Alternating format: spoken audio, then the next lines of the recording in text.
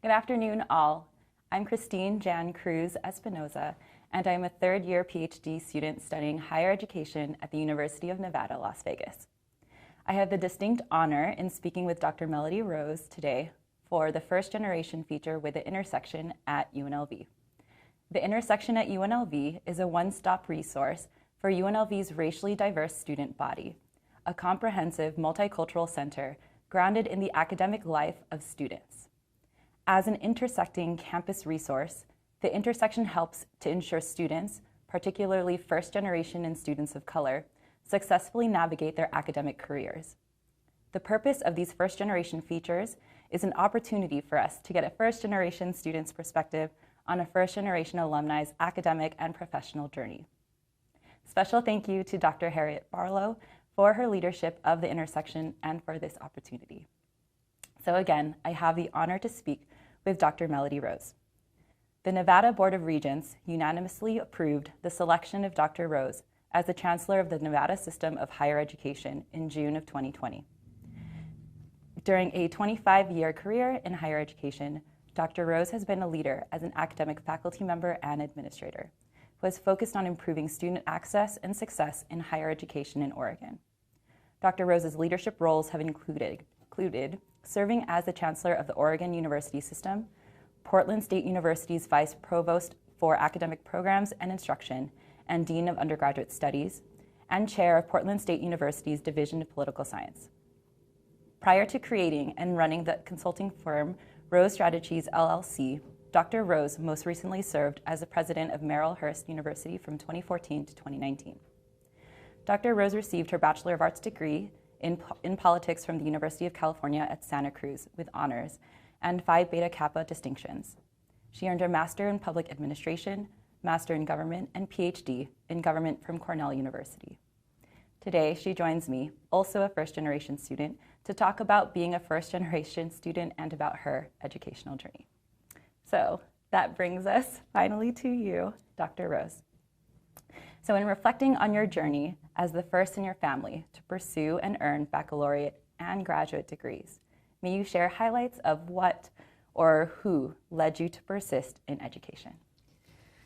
Well, in my case, a lot of it was people outside the family. You know, the family was not formally educated. My mother and father each grew up in real poverty, and the option of a formal education was not available to them.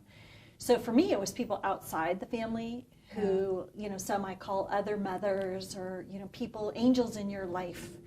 And one in particular really always stands out for me, and that was a guidance counselor at my third and final high school. A guidance counselor found me in the hall one day and told me I needed to apply to college, and he had 2 college applications, one in each hand, and urged me to fill them out. And I hadn't thought about it before then. It wasn't really a conversation within my family, but I am very much a rule follower.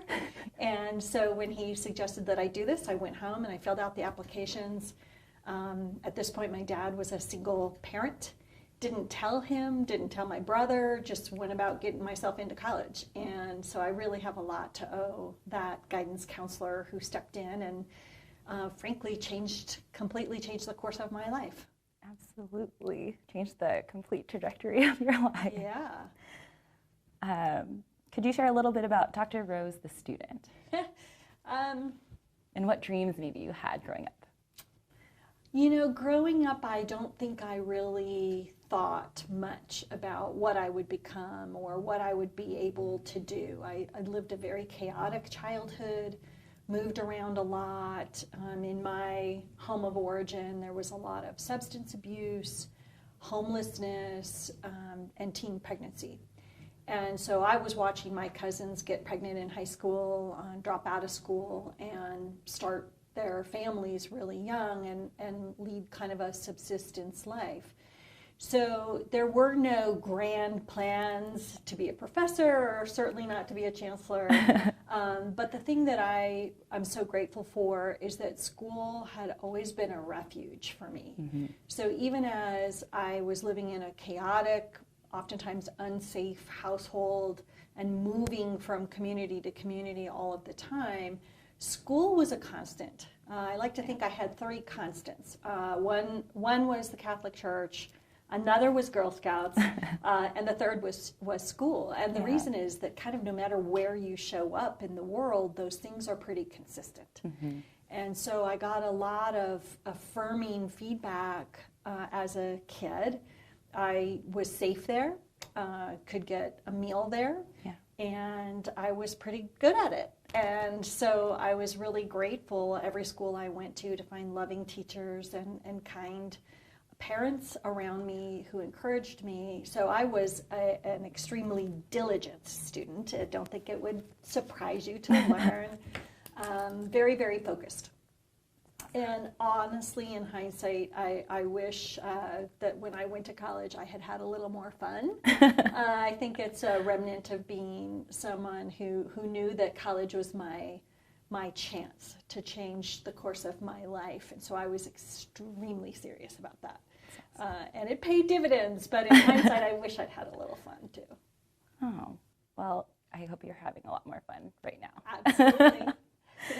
So speaking of college, before you even stepped on a college campus, how did you view college? Like, what was that like? Did you have a vision about it? To me, it was this fancy thing that other people got to do. And so when I got in, I told you how I got those applications. I got into both places I applied to, went to my dad and asked if I could go. And of course, he about fell off his chair. And actually secured my future by asking his boss to pay for my college tuition, unbeknownst to me.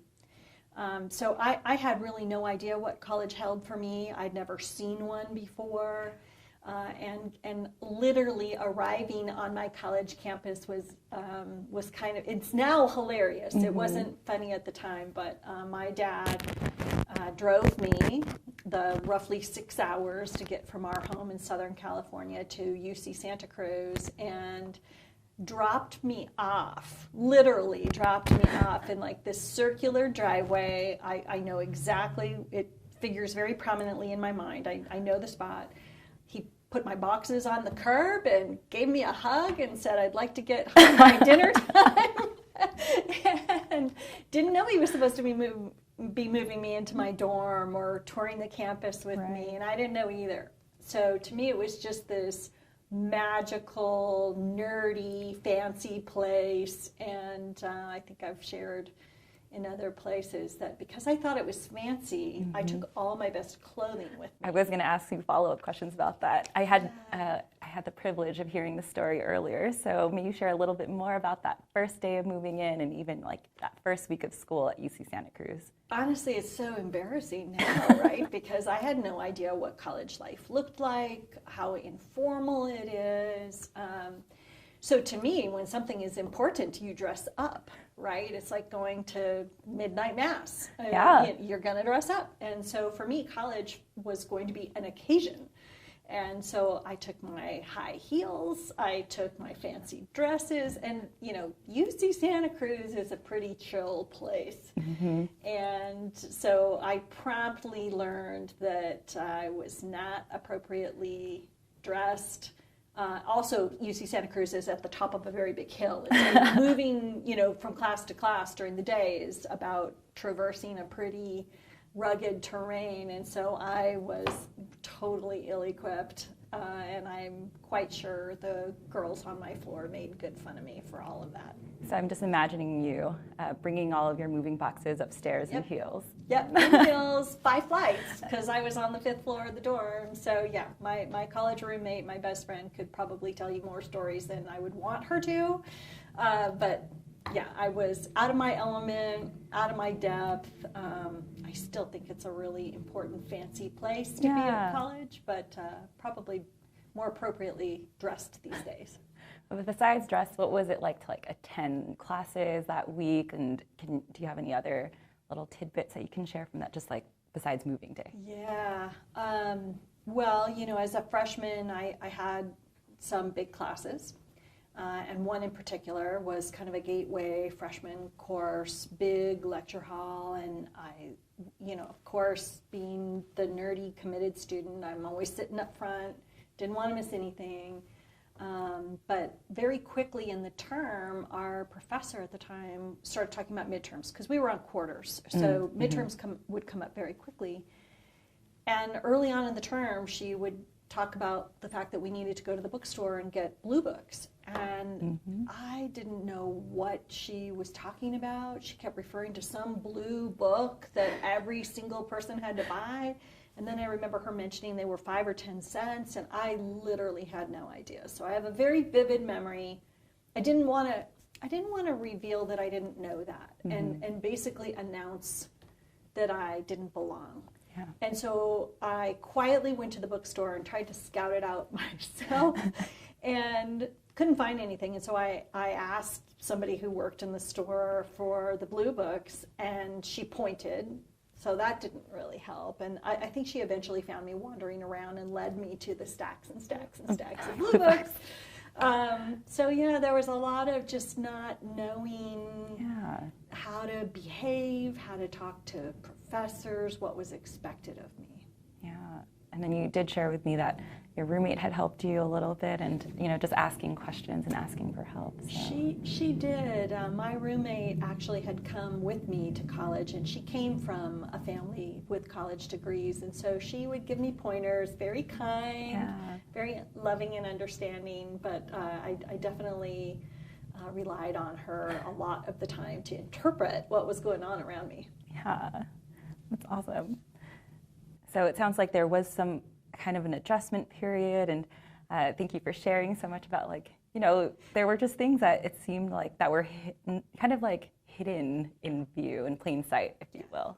So now, what was it like for you to experience being the first in your family also to pursue a graduate degree? Yeah, well, I had to learn even what those were. I didn't understand that there was something beyond college or what the sequencing of those degrees were, right? Yeah. So I didn't understand a master's, PhD, what do you do with one or the other? Yeah.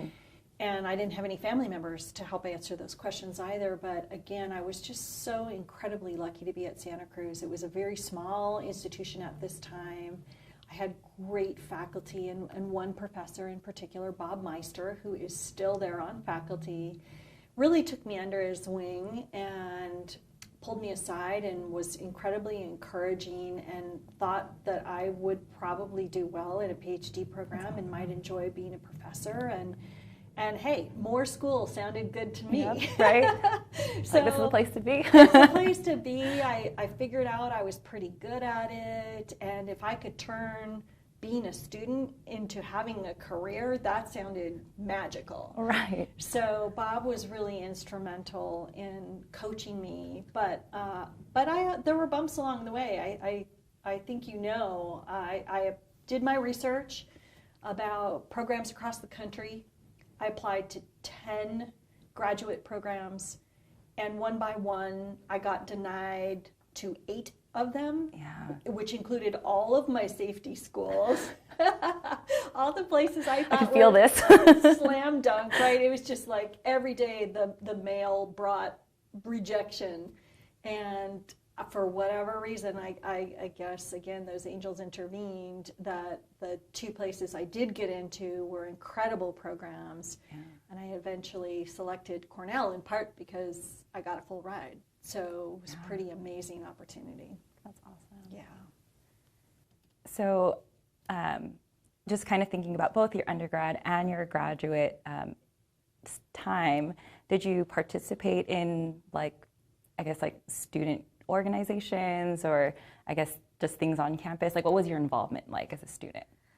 It was actually pretty minimal, to be honest, because I was, and again, this is where I wish the older me could give the younger me some advice, because I was so earnest, right, and so committed to not going off the rails like other people in my family had done, that I followed this very strict path.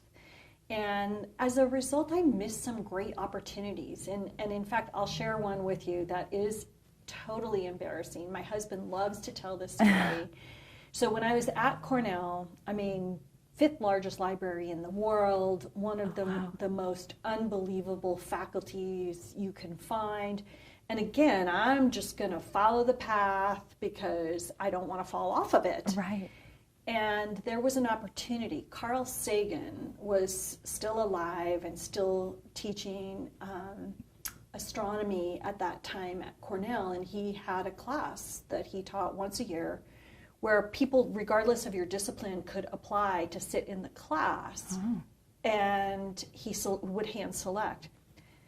Well, I applied because I thought that sounded like the most unbelievable, and he chose my name, and because I was so afraid of getting behind in my academic program, I said no, thank you.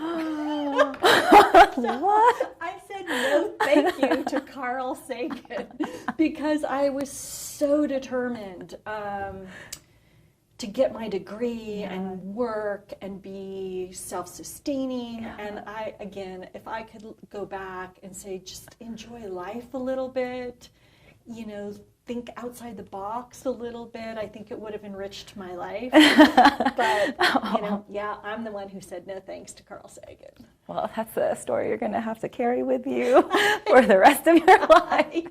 So embarrassing. Oh my gosh. So I feel like this is a related question, but what did you learn as being a first-generation student in both your undergraduate and graduate school? And I feel like we're starting to get to that point, like kind of lessons that you've picked up along the way. Yeah, well, I mean, I have compassion for that younger me. Yeah. Given where I had been as a kid, I get it. But I also think that, and I certainly advise my own children of this and their friends, that, you know, experimenting across the disciplines, allowing yourself to really explore and to see college as an adventure is something that I wish I had done more of. I will say, too, that I think you have to be open to the possibility that opportunities are coming to you, and you have to be receptive to them. And you know, the converse of the Carl Sagan story is, I would offer my Dalai Lama story. Oh. So again, you know, I'm at this spectacular place at Cornell, and I'm walking across the quad one day, trying to get to class on time, and I hate being late. Really hate being late. It makes me nervous. And I see out of the corner of my eye, I see this tiny little figure in red robes, and he's followed by just a huge group of people. And I thought, I'm going to be late, but I'm really curious. Yeah. And so I just kind of wandered over to the periphery, and there is the Dalai Lama. And I just kind of stopped in my tracks and thought, okay, I'm not going to rush to class. Holy cow. Right. And I am so glad I listened to that intuition, because it was almost biblical. The people parted, and he walked straight up to me. What? And he took my hand in his hands, and he looked me straight in the eye, and he said, keep going. And I mean, to this day, I get chills. I'm like, hold myself. Right. It was a really magical moment. And if I had been so rigid in getting myself to class, I would not have had that incredible moment. Yeah. So I think a big lesson is to try to pay attention to those things when life is knocking on the door and you need to open it. Yeah, absolutely. I'm like, pay attention to everything now. Well, definitely if you see a small figure in red robes, go for it. Wander. It's okay if I'm late to class at that point. I'm wondering about your role, if any, of your intersectional identities, of being a woman, being a first-generation student, and your other identities. How did that play out for you in your educational journey, your professional journey? Right. Well, I think I definitely, you know, in hindsight, have privilege around being a white woman, and have learned more and more about that privilege that came with that piece of my identity over the course of my life. and certainly more mindful of it now in positions of authority, that I be sure to use that privilege for good, and to be aware of it and sensitive to what it brings to me.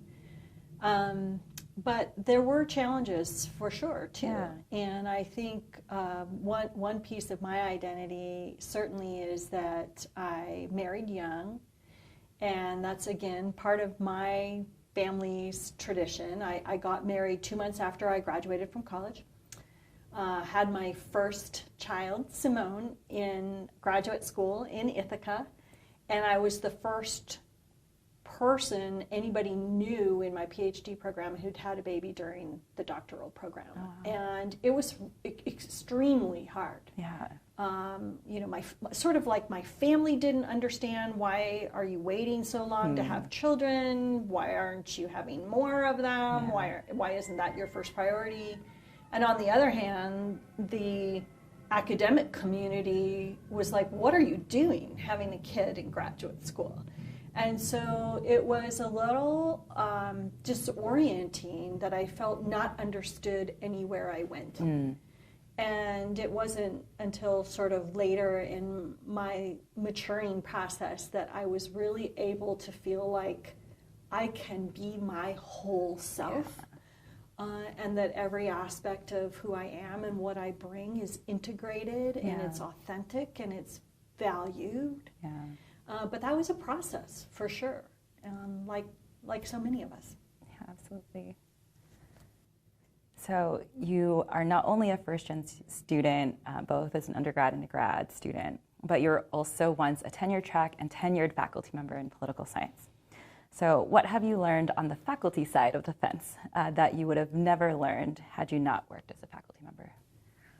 You know, I would never have understood the complexity of faculty service. And I'm really glad. I was on faculty for 17 years, and I loved every minute of being in the classroom and working with students. I think having been the only woman in my department out of 10 faculty for most of that time, I also learned firsthand that when you are the first or the only, you play a special role in the community, right? So I would be the one with a line out the door of students during office hours and asked to serve on every committee.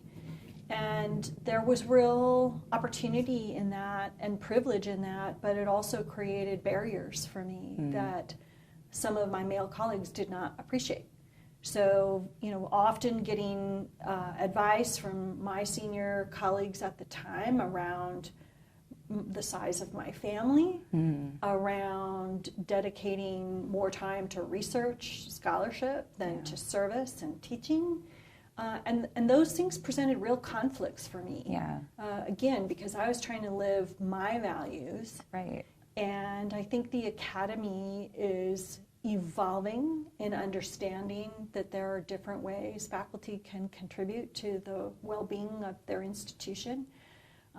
But, you know, we haven't sorted all of this out by any means. And I was actually quite proud at Portland State to help develop the first stop the clock policy for tenure line faculty having children. And so I helped, by sitting on the Women's Commission at the institution, helped create that first policy, and then didn't use it myself. And the first person in my department who made use of it was a male colleague. And I think that that was really important because it signaled that, you know, having family is not just a women's issue. And I was proud of him and really happy to see him balance his life that way. And so anyway, lots of lessons there. For sure.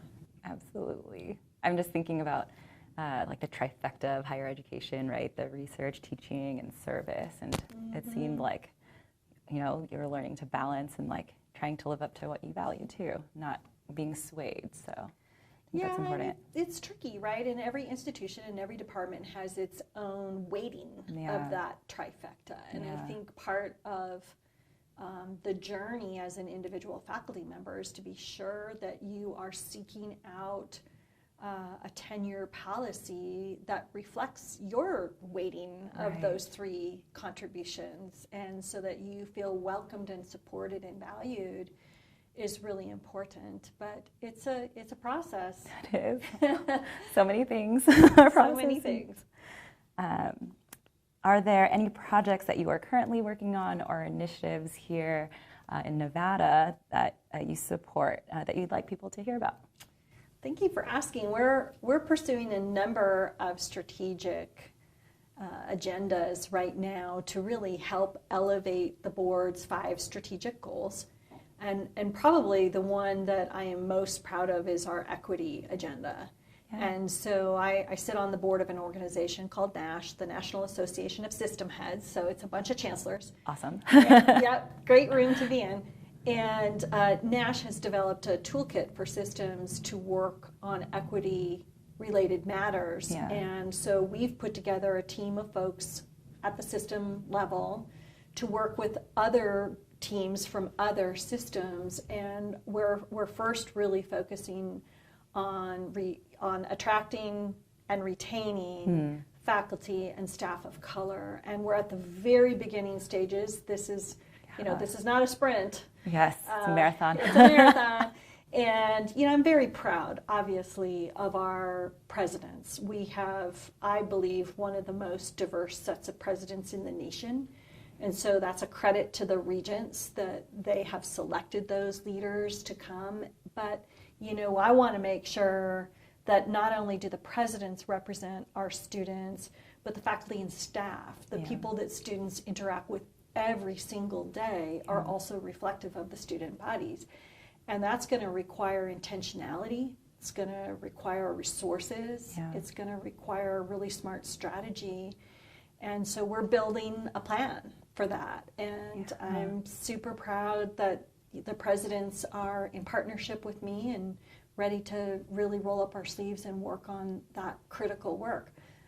One of the things that brought me here is the student population and the demography of this state today looks like the future of this country. Yeah. And so I think we have at NSHE a special opportunity, but also a special responsibility to make good on these equity commitments so that we can be a model to other states. Yeah.